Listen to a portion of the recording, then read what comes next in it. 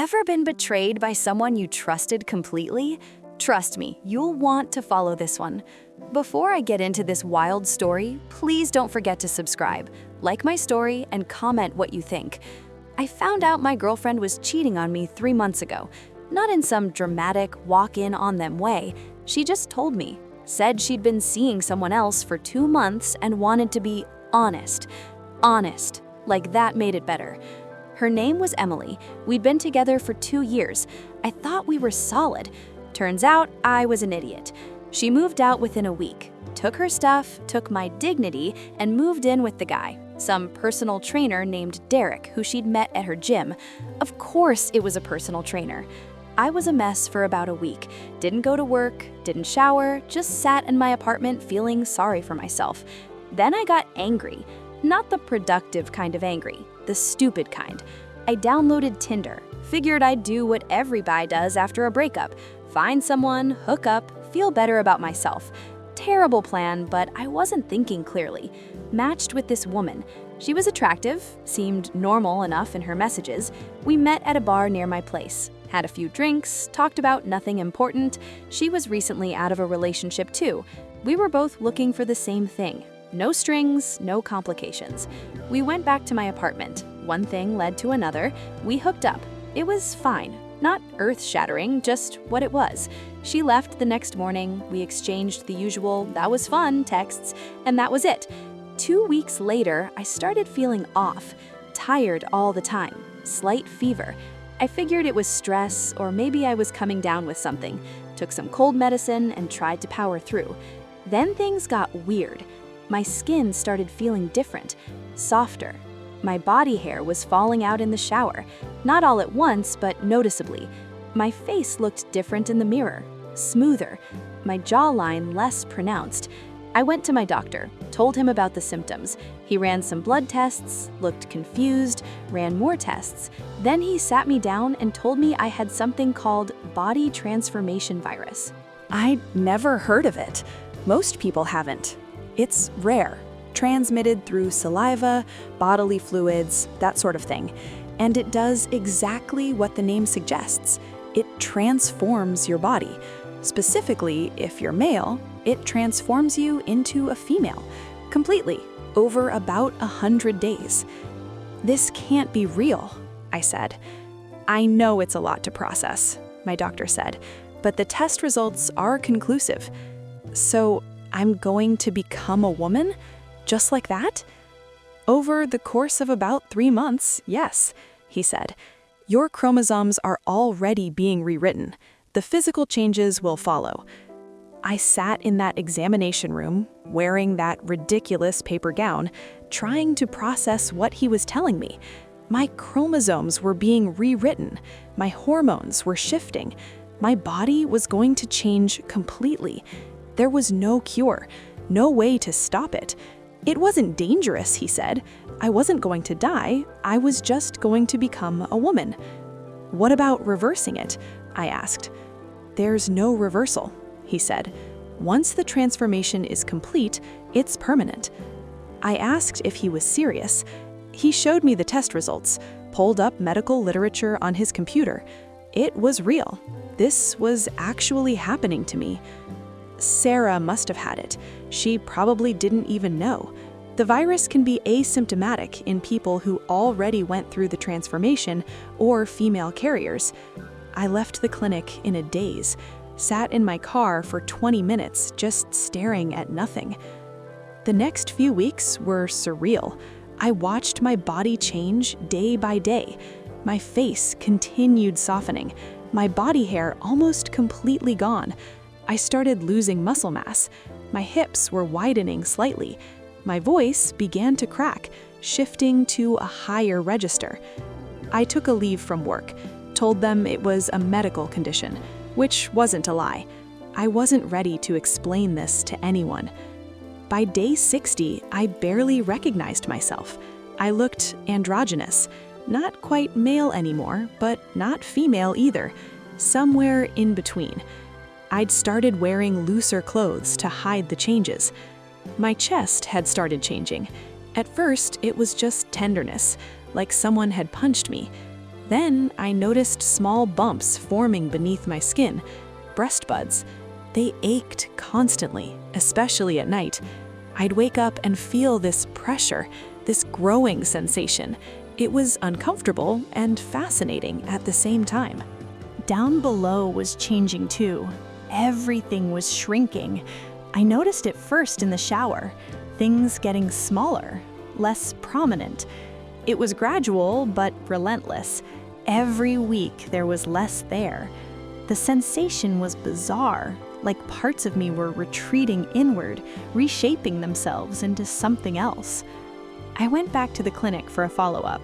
The doctor examined me, confirmed everything was progressing normally.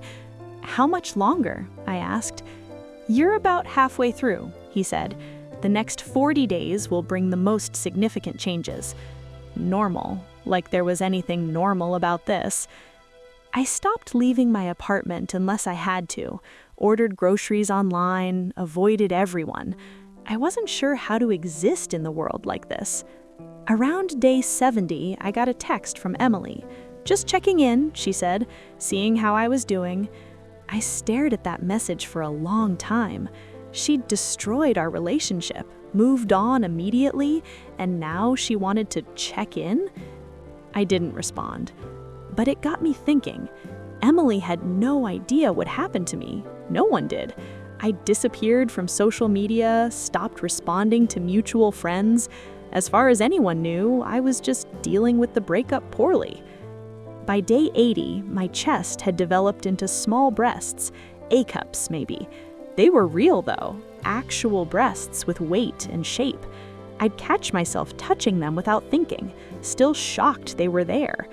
The sensitivity was intense. Fabric rubbing against them sent strange sensations through my body that I wasn't used to. And down below, everything external was almost gone. What remained was minimal, tucked away.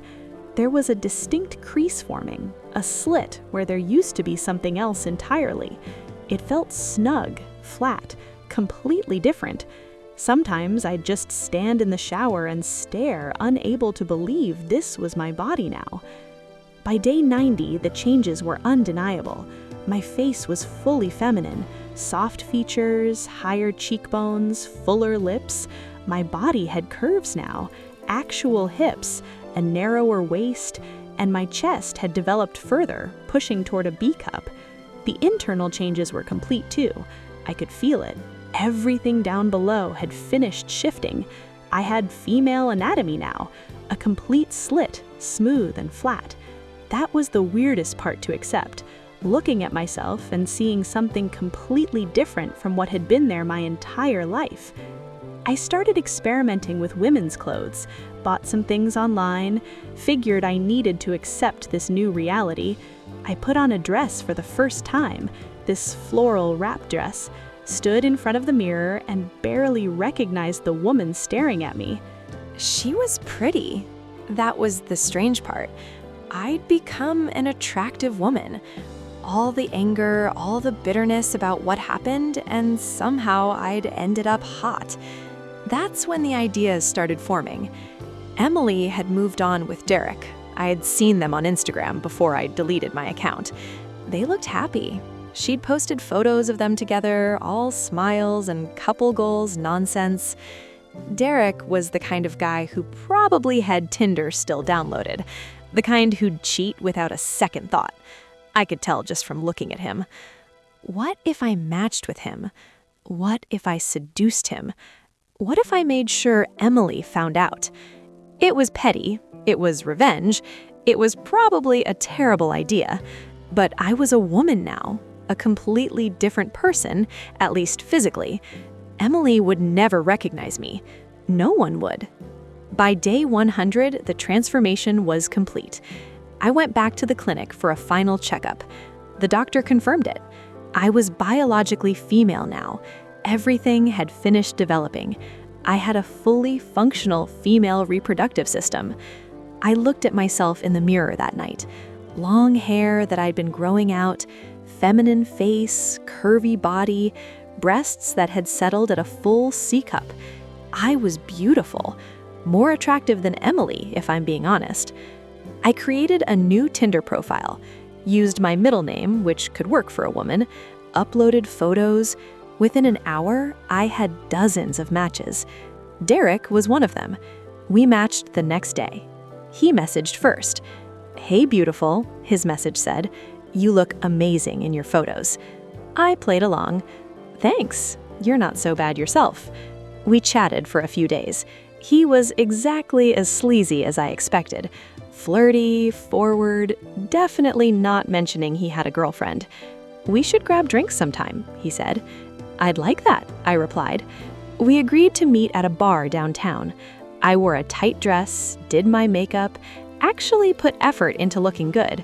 I wanted him to be completely hooked. The date went perfectly. He was all over me. "You're gorgeous," Derek said, leaning in close. "I can't believe someone like you is single." "Recently single. Still getting used to it." "His loss," he said, putting his hand on my arm. I laughed at his jokes, played the interested woman. It was almost too easy. "Wanna get out of here?" he asked after our second drink. "Your place?" I said. "Yeah," he said, grinning. "My girlfriend's out with friends tonight. We've got the place to ourselves." Girlfriend. He actually said it, didn't even try to hide it. We went back to his place. I won't go into details about what happened next, but let's just say Derek got what he wanted, and I got what I needed. I'd been watching the time. He'd said his girlfriend would be out until 11. It was 10:45 when I heard keys in the door. Emily walked in, stopped dead when she saw us. "What the hell?" she screamed. Derek scrambled off the couch. "Emily, I can explain." "Explain what?" she yelled. "You're cheating on me?" I just got dressed calmly, grabbed my things. Emily was screaming at him, at me, demanding to know who I was. "Who is she?" Emily said, turning to me. I looked at her, really looked at her. She had no idea, no recognition at all. "You should pick better guys," I said, and walked out. "Wait," Emily called after me. "What's your name?" I didn't answer, just kept walking. I could hear them fighting as I left, her voice, his excuses, the relationship imploding in real time. "It didn't mean anything," Derek was saying. "She came on to me." "Are you serious right now?" Emily screamed. Their voices faded as I got to my car. I went home, poured myself a drink, sat on my couch feeling surprisingly empty. The revenge felt good in the moment, but now, sitting alone in my apartment as a completely different person, I wasn't sure what I'd actually accomplished. Derek texted me later that night, apologizing, trying to explain. I blocked him. My old life was gone, my body, my identity, everything I'd been, and I'd used my new life for petty revenge on people who didn't even know who I really was. But you know what? Maybe that's okay. Maybe this is a fresh start, a chance to be someone new, someone who doesn't get cheated on and left behind. I'm still figuring out who that person is, but at least I got to watch Emily's face when her perfect relationship fell apart. That's something. There's more to this story. Things are discovered about myself during those 100 days, things I learned about living in a completely different body, but I'll save that for another time. Hi! I see that you watched this video until the end. If you want to watch more stories, please click the video on the bottom left of the screen. If you want to watch the members only part 2, please click the video on the bottom right side of the screen. Please support the channel by subscribing, liking, and commenting what you think about it below. Cheers!